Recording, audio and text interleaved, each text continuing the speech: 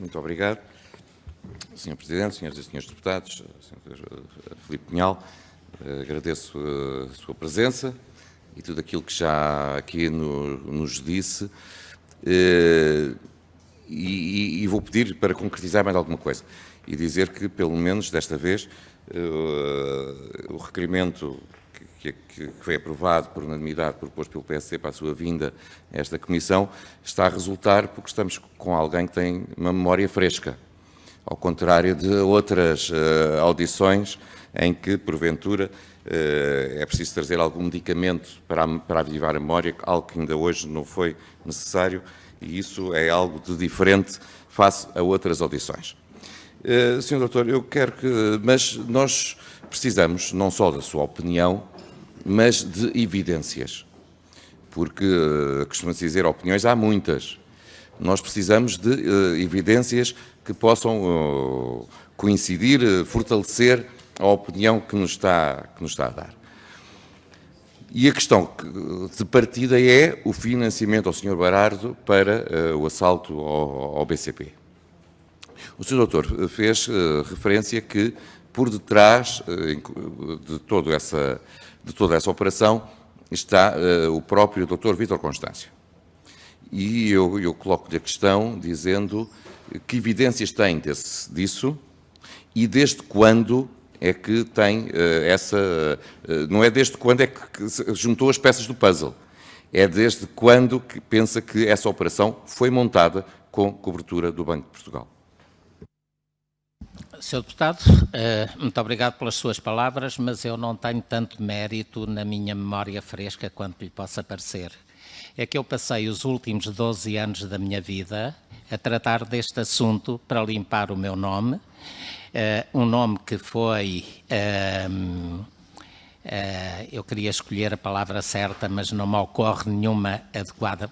Vá lá, a palavra mais benigna que eu encontro, um nome que foi miseravelmente posto em causa pelo Banco de Portugal, leia-se pelo Sr. Dr. Vítor Constâncio, pelo Sr. Ministro das Finanças, Teixeira dos Santos, e omito aqui o Sr. Engenheiro José Sócrates, porque nunca ouvi pronunciar sobre este assunto, embora eu acho que os três constituem o triunvirato que, não digo desenhou toda a operação, mas que deitou a benção sobre toda a operação, porque não se pense que a Sonangol vinha de Angola desencadear uma tempestade em Portugal se não tivesse a concordância do Primeiro-Ministro, não é? Aliás, a evidência da concordância do Primeiro-Ministro eu posso dá-la em mais um ou dois apontamentos. E, portanto, quanto a isso não cabe qualquer dúvida. A última coisa que eu quereria, já terão percebido, era fazer aqui a defesa do Dr. Vítor Constâncio, do Dr. Carlos Costa, do Sr. Berardo, etc., e das suas surpreendentes faltas de memória. Simplesmente eu tenho uma vantagem, é que eu mexo nisto todos os dias. Eu escrevi 2 livros a explicar o que se passou no BCP. Tive que fazer consulta de fontes, ainda hoje eu faço consulta de jornais, ainda hoje eu procuro juntar essas peças porque, para mim, o puzzle ainda está longe de ser, ainda está longe de eu dar por completo. Portanto, não tenho uma memória tão privilegiada assim. Isto são assuntos que, se calhar, eu a semana passada estive a mexer e o mês passado estive a mexer. Eu, em resposta ao que me diz, em primeiro lugar, quero avançar com esta situação muito clara, que é o Sr. Berardo, quando apareceu a lista do Dr. Miguel Cadilho, ter dito preto no branco a um órgão de comunicação social, o Dr. Miguel Cadilho, chega tarde, nós estamos a tratar disto desde maio. Portanto, em maio é a primeira Assembleia Geral do BCP em que claramente as linhas se demarcam e fica claro quem está do lado do Dr. Paulo Teixeira Pinto e como é que acontecem aquelas repetidas aparições do Sr. Berardo no Jornal das 9 para ser entrevistado pelo jornalista Mário Crespo.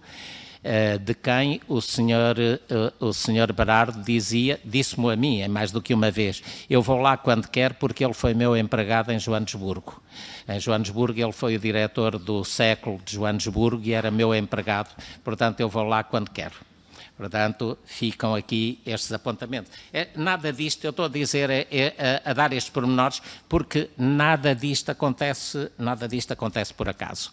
Depois, quando o BPI apresenta, na última semana de outubro, apresenta a proposta de fusão ao BCP, e é preciso ver que a junção dos dois bancos já tinha sido estudada pela Direção da Concorrência ao longo de um ano, quando o BCP lançou a OPA sobre o BPI, portanto, a Direção da Concorrência, o professor Abel Mateus, já tinha dado as medidas que deveriam ser adotadas se acaso os dois bancos se juntassem, e também já disse que nesse caso ficariam a mandar no banco 6 acionistas institucionais, um da Holanda, outro da Alemanha, outro de Espanha, outro do Brasil, outro de Angola e outro de Portugal, e não era fácil a ninguém dispor, portanto, isto ia contra a estratégia.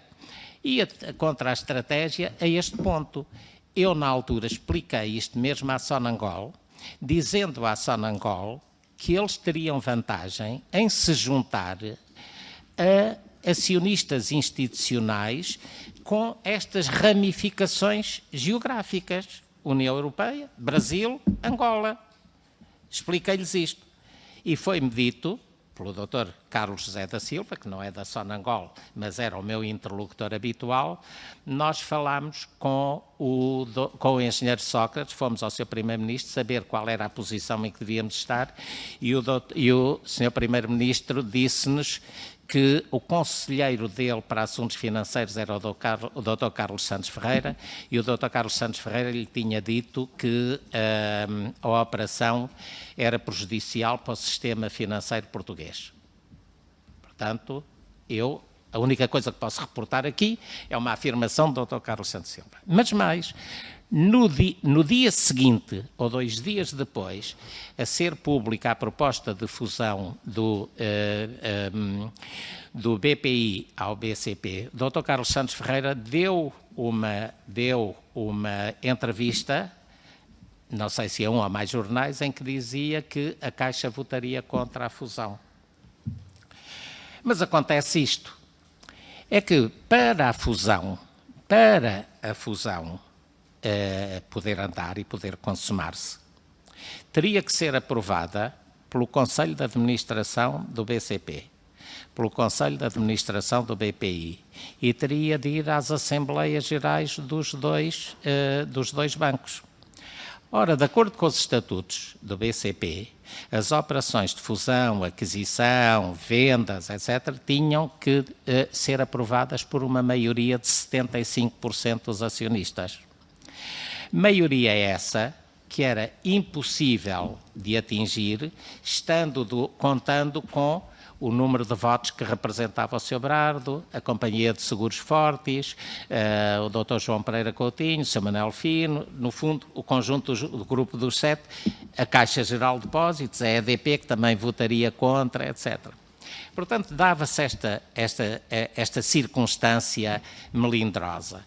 Se o Conselho de Administração Executivo, com 8 elementos, aprovasse a proposta com 5 votos contra 3, a proposta seria chumbada, a proposta de fusão, aprovada em Conselho de Administração Executivo, seria reprovada na Assembleia Geral. E havia um acionista que ia logo apresentar uma proposta de destituição dos elementos do Conselho de Administração Executivo que não tinham sabido interpretar a vontade dos acionistas. A vontade dos acionistas expressa nesta votação é contra a fusão. Aqueles 5 senhores aprovaram a fusão, portanto, eles não souberam aprovar, portanto, é razão para saírem. Havia este melindre. Portanto, as coisas, ao que parece, não tenho a confirmação, ao que parece o Dr.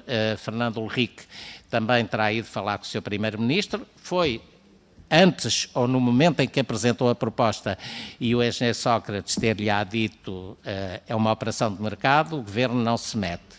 Palavras que eu li do Dr. Fernando Ulrich. Mas a verdade é que o Dr. Carlos Santos Ferreira, leia-se porta-voz do Governo para matérias financeiras, deu uma entrevista a dizer que a Caixa ia votar contra. Portanto, aqui também é daquelas coisas que, como eu não tinha nascido na véspera, percebi que as coisas, a sorte da fusão estava ditada e assim o entendeu também o BPI, que declarou encerradas as conversações para a fusão. O Banco de Portugal protagonizou mesmo a realização de reuniões com vários potenciais, com vários acionistas, para aferir uma lista alternativa. Sabe-se, ou tem conhecimento, se nessa reunião o nome do Dr. Santos Ferreira foi logo colocado em cima da mesa?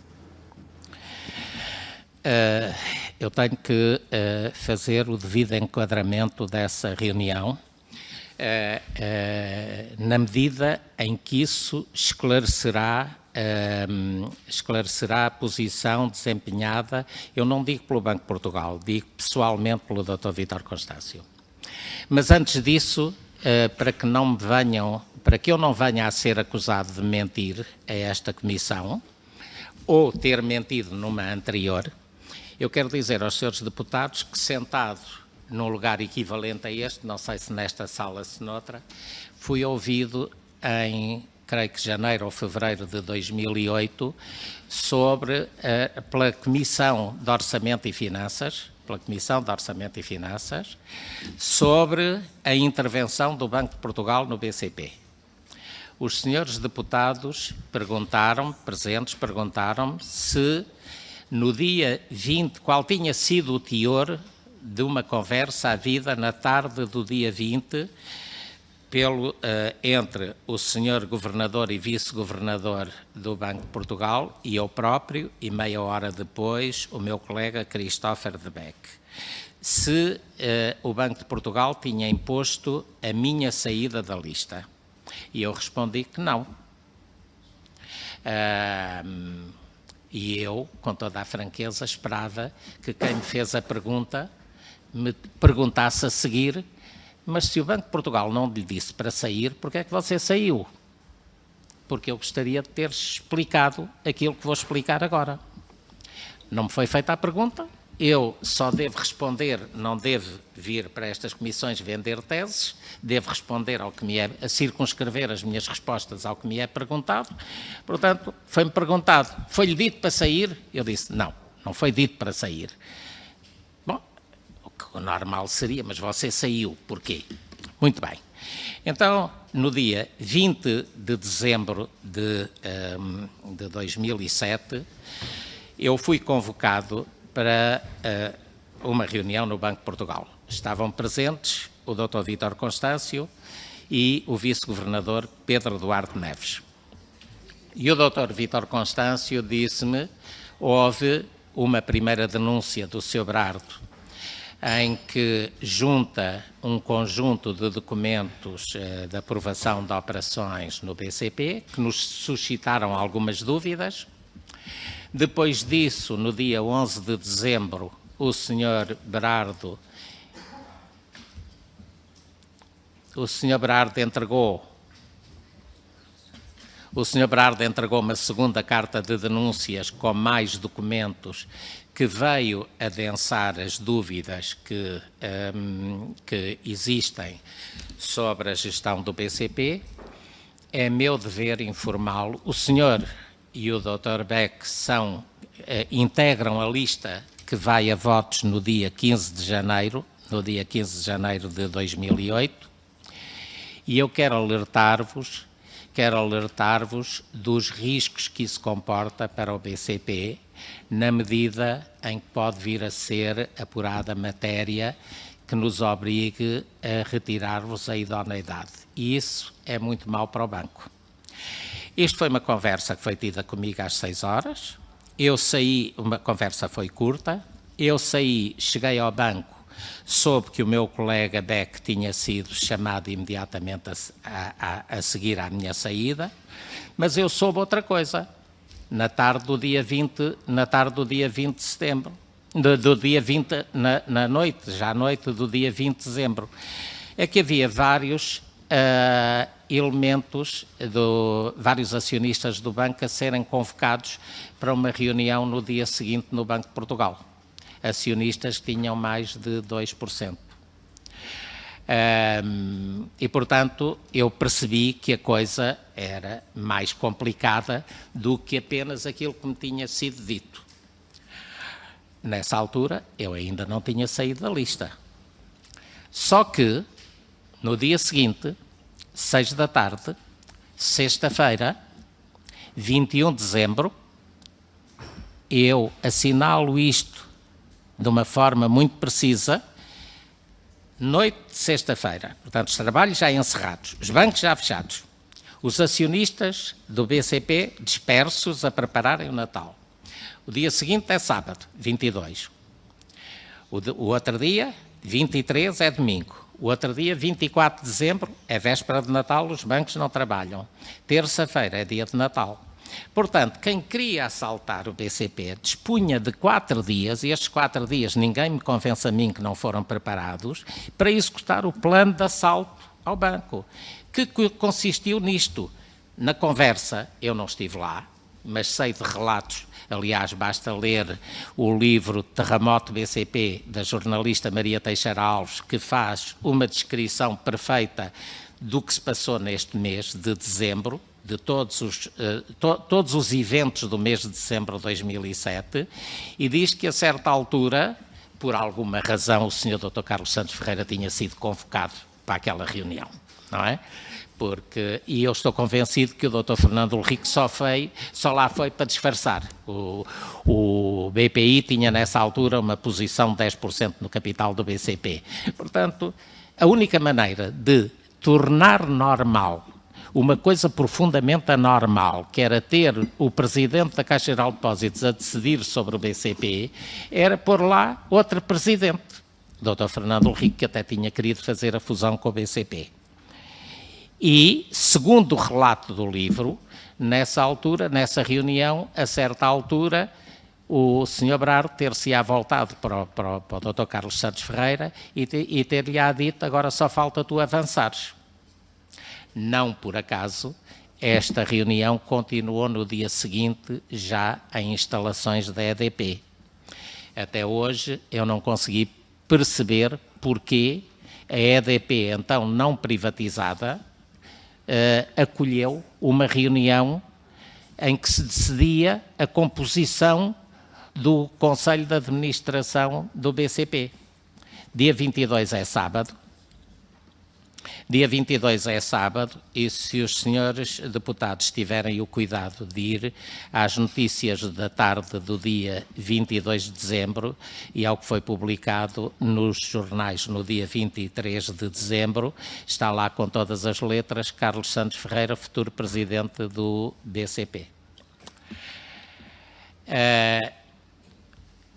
Regressados ao trabalho, depois do dia 25, depois do Natal, houve uma reunião do Conselho Superior, no final, nos últimos dias de dezembro, 30 ou 31 de dezembro. O Conselho Superior não é um órgão social, não era um órgão social, mas era um corpo societário, onde estavam representados à volta de 30 acionistas com as maiores posições de capital, e onde foi discutido qual a posição a tomar face à determinação do Banco de Portugal e face aos factos que na altura eram do conhecimento público.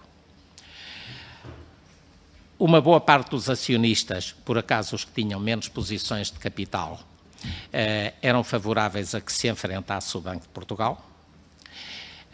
Os que tinham maiores posições de capital não eram favoráveis, designadamente a EDP. Não era favorável a que... A minha opinião é que não se devia enfrentar o Banco de Portugal. Porque eu dizia aos acionistas, porque eu era incitado por uma parte dos acionistas a manter-me com o meu colega Beck, e eu dizia aos acionistas, não é possível gerir um banco contra a vontade do supervisor, não é possível. Vamos ter, e quem vai sofrer é o banco. O BCP já foi suficientemente atacado, já teve danos de imagem e de reputação em dose suficiente para entrar agora numa guerra que já não é enfrentar o Sr. Berardo, mas é enfrentar o Banco de Portugal e atrás disso enfrentar a CMVM. Não faz sentido absolutamente nenhum. Façam favor de escolher outra lista. E é só nessa altura, só depois da reunião com o Conselho Superior, que eu e o meu colega Beck decidimos, para facilitar as coisas e ajudar a colocar o BCP numa trajetória de normalidade, que nós saímos.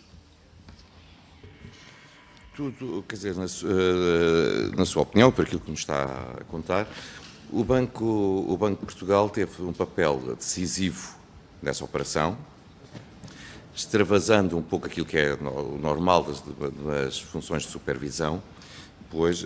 Não é extravasando um pouco, extravasando completamente, extravasando grosseiramente, se quiser, extravasando ilicitamente. Peço desculpa pela correção, Sr. Deputado. Sr. Doutor, eu tendo, por regra, a ser diplomata e foi por isso que utilizei essa expressão, para não dizer que deturpando mesmo as suas funções. Sim. Mas não é a minha forma de intervir e por isso... Mas é a minha. E por isso é que eu utilizei a outra. Mas, extravasando as suas funções, assim, sem qualificativo, extravasando as suas funções para participar nessa operação. E, porventura, assim também se entende o papel do Banco de Portugal na autorização do aumento de capital do Sr. Berardo com o financiamento da Caixa. Quando o Banco de Portugal, aí sim, podia, se quisesse também, ter feito uma intervenção claríssima de considerar que aquela fonte de financiamento não era a mais aceitável para a operação de entrada, de aumento da exposição do Sr. Berardo no BCP. E, portanto, tudo se conjuga que não foram atos isolados, mas atos que fizeram parte de um puzzle em que o Banco de Portugal e o seu governador em particular, mas porventura o vice-governador também, tiveram um papel decisivo. E agora eu coloco aqui outra questão do ponto de vista da Caixa Geral de Depósitos. Se é normal que uma instituição financeira tenha uma exposição direta e indireta tão grande a a um concorrente e, nomeadamente, a um concorrente do setor financeiro, visto que grande parte do financiamento que ela estava a conceder era sempre com as ações desse concorrente. Sr. Deputado, aí eu tenho que dizer o seguinte, sobre a autorização à luz verde que o Banco de Portugal deu para o Sr. Berardo ultrapassar a fasquia de capital de 5% e ir até aos 9,99% que ele solicitou, porque penso que todos têm presente que quando se ultrapassa os 2% de posição de capital, essa posição chama-se posição qualificada e tem que haver um aviso ao mercado, um aviso no site da CMVM, nos jornais e comunicação ao Banco de Portugal, e essa posição passará a ser controlada. Aliás, do relatório dos bancos faz parte, obrigatoriamente, um capítulo que são a lista das participações qualificadas, para saber quem é que, a qualidade das pessoas que detêm o capital daquele banco e controlam aquele banco. Para se ultrapassar os 5%, já é preciso a autorização do Banco de Portugal. É preciso um pedido prévio de autorização e só depois do Banco de Portugal autorizar é que a posição pode ser adquirida em mercado. Permite-me agora, se eu interromper, nesta lógica.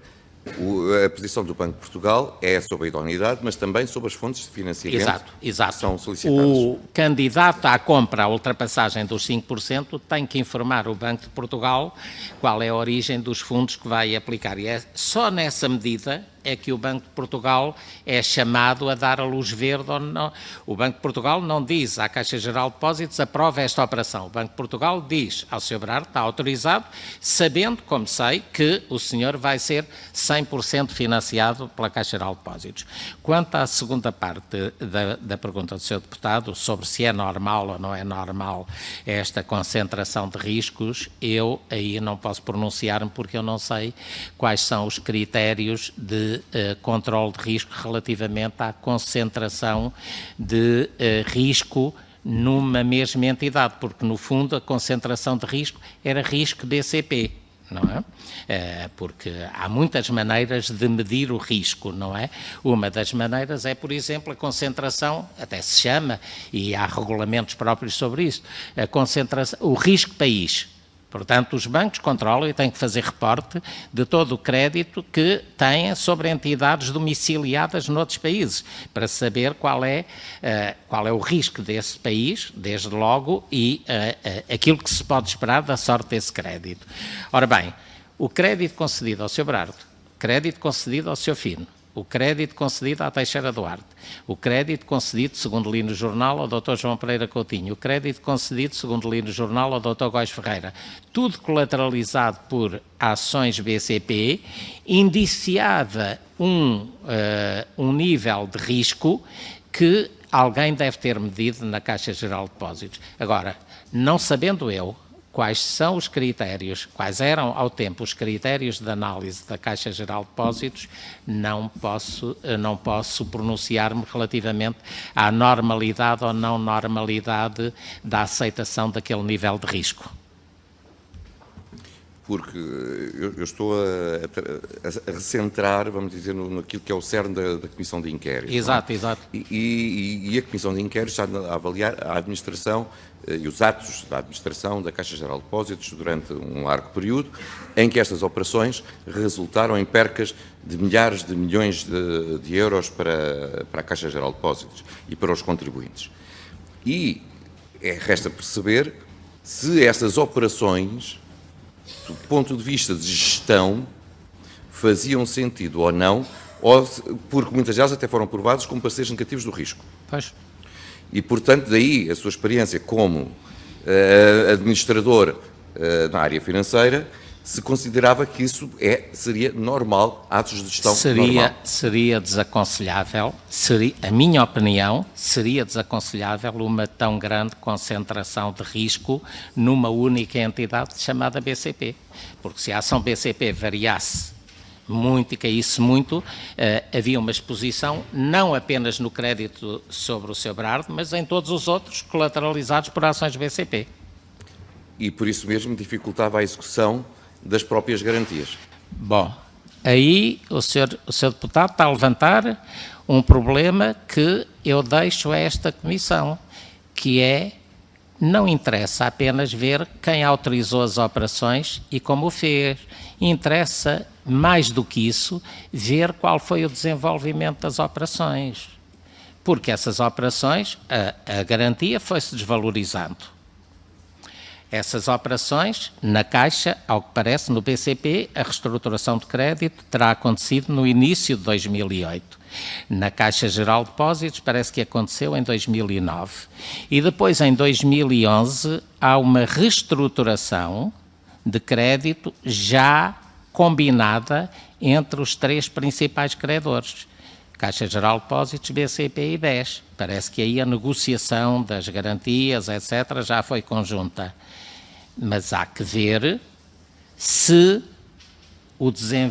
no desenvolvimento da operação, porque esses empréstimos, quando foram contratados, tinham uma data de vencimento. Portanto, na data de vencimento, ou logo que a cotação das ações BCP tivesse uma queda superior a um nível digamos, tomado como limite, deveriam ser todas vendidas de uma vez só, e não. Eu assisti aqui à audição do administrador da Caixa, do ex-administrador da Caixa, Francisco Bandeira, e ele afirmou, uma coisa que é parcialmente verdade, quando a cotação de um título cai, se todos os bancos forem despejados, isso agrava ainda. Pois é, mas aí há que ver qual é o interesse, aí já a Caixa tem que fazer uma avaliação sobre a probabilidade de recuperação da cotação BCP. Só com base num julgamento, numa análise bem fundamentada, porque esta queda pode ser momentânea ou pode ser uma queda que se vai arrastar no tempo. Ora, tendo em conta a metralha que havia no BCP nessa altura, era muito pouco provável que a cotação, que o banco não fosse atingido por danos de reputação, de imagem, de confiança que viabilizassem a subida. O que eu vou dizer são rumores de mercado. Ninguém me disse da Caixa. Dizem-me que a Caixa Geral de Depósitos adotou o seguinte tratamento no momento do vencimento das operações de Sr. Berardo. Vendia ações suficientes para pagar os juros. Se isto foi assim, é uma medida completamente errada. Porque à medida, se a dívida se mantém e é vendida a garantia, partes da garantia para pagar os juros, vai haver uma altura em que a garantia se esgotou e sobra a dívida sem nenhum tipo de garantia. Se isto foi assim, mas entre pessoas que estão no mundo financeiro e que conversam, causou-nos muita estranheza que tivesse sido este tratamento. Agora, uma questão que tem que se pôr é o seguinte: quem é que enfrentava o Sr. Berardo nessa altura, quando o Sr. Berardo era das pessoas mais poderosas deste país? É preciso ver, é uma afirmação que eu vou fazer que vos vai surpreender, mas eu assumo a responsabilidade pela afirmação. De 2008 até 2012, o presidente do BCP foi o Sr. Berardo. Estão surpreendidos? Eu explico porquê. O Sr. Berardo foi eleito, creio que em maio de 2008, presidente da Comissão de Remunerações. Fazia parte da Comissão de Remunerações, mas como vogal, o Sr. Luís Champalimau. O Sr. Luís Champalimau era presidente do Conselho Geral e de Supervisão. E o Sr. Dr. Carlos Santos Ferreira tinha sido empregado do Sr. Luís Champalimau na Companhia de Seguros Mundial Confiança. Portanto, estava num plano claramente subordinado. Era o empregado a falar para o patrão. Portanto, olhando para o perfil do Sr. Berardo, para o perfil do Sr. Luís Champalimau, para o perfil do Dr. Carlos Santos Ferreira, eu não tenho nenhuma dúvida que o Sr. Berardo, na Comissão de Remunerações, falava grosso ao Sr. Luís Champalimau. O Sr. Luís Champalimau não é homem de enfrentar interlocutor. Calava e dizia ao Dr. Carlos Santos Ferreira: olha, que o que ele quer é isto, não é? E qual dos dois é que se atrevia a enfrentar o Sr. Berardo? E como é que o Dr. Carlos Santos Ferreira enfrentava o Sr. Berardo, sabendo que foi o Sr. Berardo que o pôs no BCP? E como é que a administração da Caixa Geral de Depósitos enfrentava o Sr. Berardo, sabendo a metralha que o Sr. Berardo era capaz de fazer a partir do Jornal das 9 da SIC sob a administração da Caixa? É preciso ver que o Sr. Berardo, na altura, tinha um poder de fogo extraordinário. Metralhava sobre quem quisesse.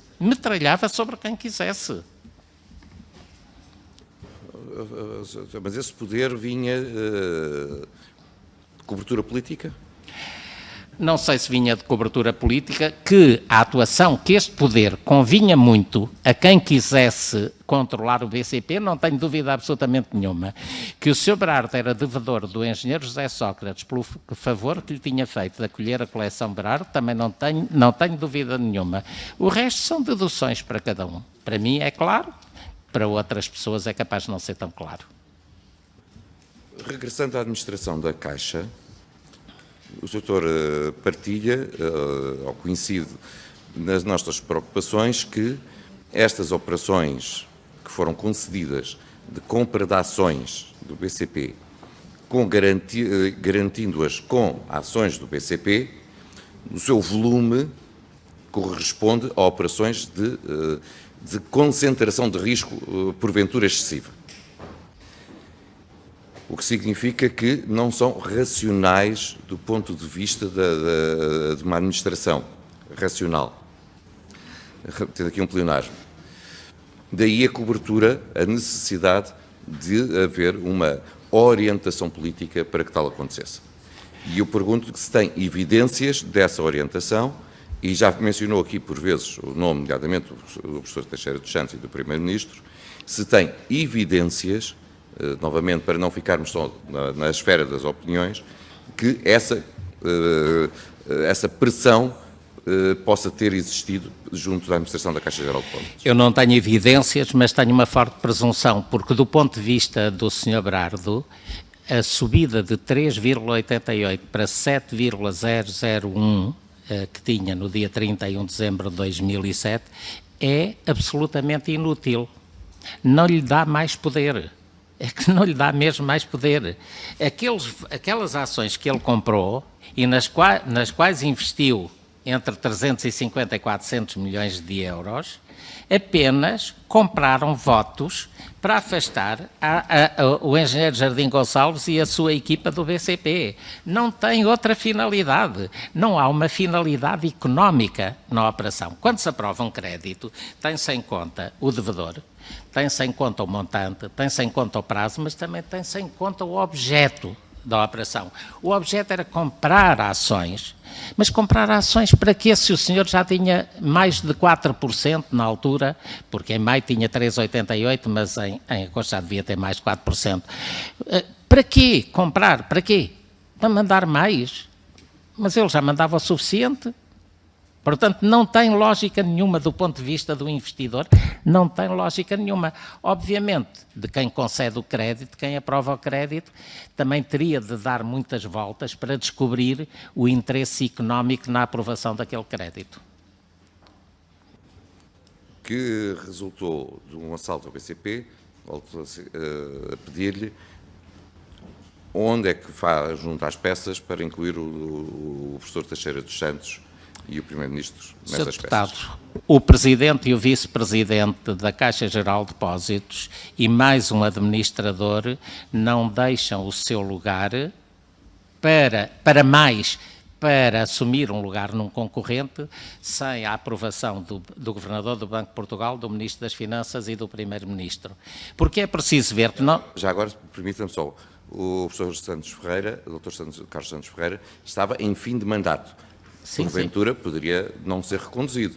E um convite de um concorrente é sempre algo simpático quando não se tem a certeza que se mantém em funções. Bom, essa é uma interpretação benévola que não coincide com a que eu tenho, não é? Porque, para mim, esta transferência é uma operação política pura e simples, não é? Do princípio até ao fim. Porque é preciso ver que não é só, o problema não está só na transferência do Dr. Carlos Santos Ferreira, do Dr. Armando Vara e do Dr. Vítor Fernandes da Caixa para o BCP. O problema é que se levanta outro, que também tem que ter a autorização do Governo, que é a substituição deles próprios na Caixa Geral de Depósitos. A escolha dos substitutos também carece, é uma decisão que carece de aprovação do Banco de Portugal, Ministério das Finanças, e tratando-se de um banco público, é altamente provável que seja também necessária a não oposição, pelo menos, do Primeiro-Ministro. Mas tem conhecimento de algumas reuniões, de alguns atos concretos que possam ter existido estes dois responsáveis políticos para que essas operações ocorressem? Não tenho. Então, estamos aqui, neste momento, é só numa teoria, vamos dizer assim, sim. que o Sr. aqui expõe, mas uma ligação comprovada, o Sr. não nos consegue Eu só trazer. consigo dizer que a mudança, a nomeação e a saída de elementos de administradores do Banco Público não se faz se não existir luz verde da parte da cadeia que passa pelo Banco Central, vai ao Ministério das Finanças e ao Primeiro-Ministro. Mas É enquanto que existiram reuniões no Banco de Portugal para esse efeito, com a presença nomeadamente, do Dr. Santos Ferreira, e com o nome dele em cima da mesa, algo não tem conhecimento de reuniões semelhantes que possam ter existido na esfera. Não tenho conhecimento. A única reunião que eu tenho conhecimento que indicia uma vontade de afastar as pessoas do BCP e de controlar o banco através de pessoas da confiança do Governo é a reunião do dia 21 de dezembro, promovida pelo quando o Dr. Vítor Constâncio chama um conjunto de 7 ou 8 acionistas que tinham mais que 2%. Aliás, não se percebe o critério porque nem todos os acionistas com mais de 2% foram convocados para a reunião. E para terminar, eu coloco esta questão. Havendo um interesse do controlo por parte do poder político, um eventual interesse no controle também do BCP, quando é que sentiu que existia essa vontade e que essa estratégia estava a ser montada? A partir de quando é que essa estratégia estaria a ser montada? E termino assim, porque ela concretiza-se no final de 2007, princípios de 2008, mas a existir, teve que se iniciar muito atrás. Muito obrigado. Mais uma vez, eu relembro a afirmação do Sr. Berardo, nós estamos a tratar isto desde maio. Primeiro ponto. Mas atenção que eu só soube disto em dezembro. Portanto, em maio, eu estava na mais completa inocência. Comecei a perder a inocência no final de julho, quando vi a composição das listas para os órgãos sociais que foram à Assembleia de 6 de agosto. Aí achei coincidências a mais. Entrarem as pessoas da ongoing, por exemplo. A que propósito? Nem tinham grande posição no banco. Entrarem todos os elementos do grupo dos 7. Não tinha grande... Entrar o Sr. Jorge Stanisquidis, que era o administrador delegado do Banco Grego. Era uma coisa que não... Eram coisas que não ficarem, no fundo, separarem-se, fazerem uma quebra numa equipa e ficarem nos corpos sociais o Dr. Paulo Teixeira Pinto, o Dr. Castro Henriques, o Dr. Francisco Lacerda e o Sr. Bogoslav Cote, achei estranho. Normalmente uma equipa, quando se desfaz, não há uns que ficam de um lado, há outros. Portanto, a partir daí eu fiquei a saber que havia um cavalo de Troia dentro da administração do BCP e que estava a caminhar numa pista diferente dos outros, com objetivos próprios de controle do banco. Depois, a forma como decorreu o posicionamento da Caixa Geral de Depósitos, da EDP e, ao que parece, do Governo, ao que parece, porque há uma terceira entidade no meio disto, que é a Sonangol, em que todos são contra a fusão do BCP com o BPI, aí já com claríssimo envolvimento do gabinete do Primeiro-Ministro. Com toda a franqueza, aí eu comecei a ver as coisas com uma outra luz. E para mim, a partir daí, era claríssimo que a política e a influência do governo tinham tido uma participação muito acentuada em tudo o que se tinha passado ao longo de maio, a partir de maio de 2007. Mas é preciso eu colocar-me primeiro em agosto, fim de julho, depois agosto, e colocar-me depois, no mês de novembro, quando decorrem as negociações para a fusão, e eu vou vendo os alinhamentos contra e a favor da fusão. Porque é preciso ver que a fusão representava a salvação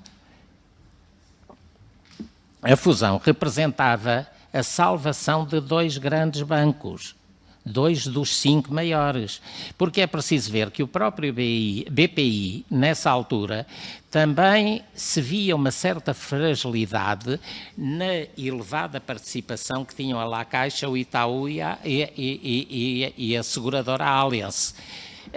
Participação essa que seria diluída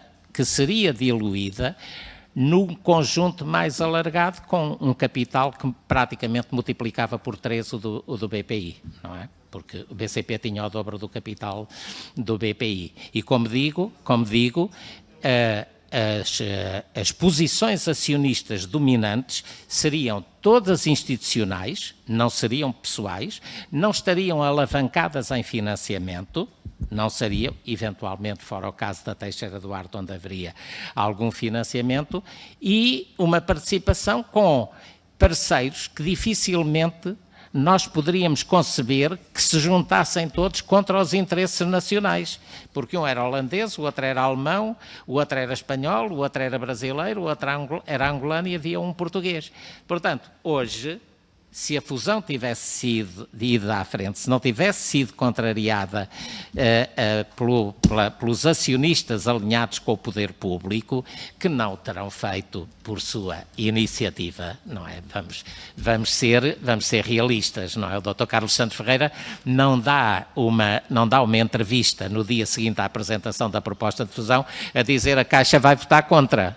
Não, se me disserem que ele não consertou esta posição com o Governo, tudo bem, eu passo à frente, mas obviamente não acredito.